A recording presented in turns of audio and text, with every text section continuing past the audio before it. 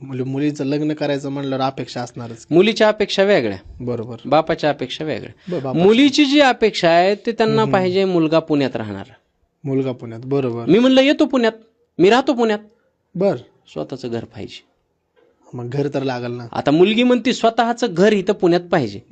माझ्या 7 पिढ्याने पुण्याकडे तोंड करून सुद्धा उभे राहिलेले नाही कुणी. आता पुण्यात घर कसं घ्यायचं मी? अवघड आहे. नुसत्या घरावर थांबत नाही. पोरगी म्हणती शनिवार रविवार फिरायला आपल्याला गाडी पाहिजे. गाडी पण पाहिजे. बघा कुठून आणायची? बरं, मी एकदा विचार केला, काय जे काय जमीन असेल गावाकडची ती फुकू, इकू, बर, इकडं पुण्यात एखादं घर गाडी घेऊ, लग्न तर होईल. मग बरोबर आहे. तिच्या बापाची अपेक्षा गावाकडे जमीन पाहिजे. आता जी जमीन मला विकायची ती जमीन तिच्या बापाला पाहिजे.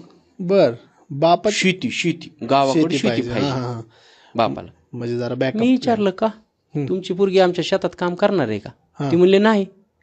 मग शेती कशाला पाहिजे? ती म्हणले तुमचं कुठं मागं पुढं डगमगलं तर उद्या इकायला.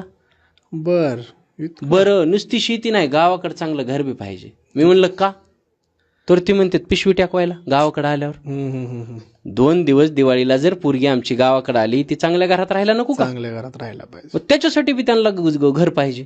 मग म्हणजे पुरीला पुण्यात घर पाहिजे, पुण्यात नोकरी पाहिजे, पुण्यात गाडी पाहिजे, आणि बापाला गावाकडे जमीन पाहिजे आणि गावाकडे घर पाहिजे. कसं साधायचं? कसं साधायचं?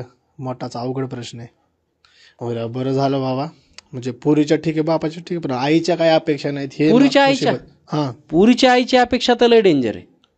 पुरीची आई म्हणती माझ्या पुरीला सासू नसली पाहिजे. आता हिचा कुणीतरी सासूरवास केला असेल, ही सांगते की माझ्या मुलीला सासू नको. आता माराव का आमची म्हातारी आम्ही? अवघड आहे. मग या अवघड झाली. ह्या अपेक्षा आहेत. कसं लग्न व्हायचं आमचं?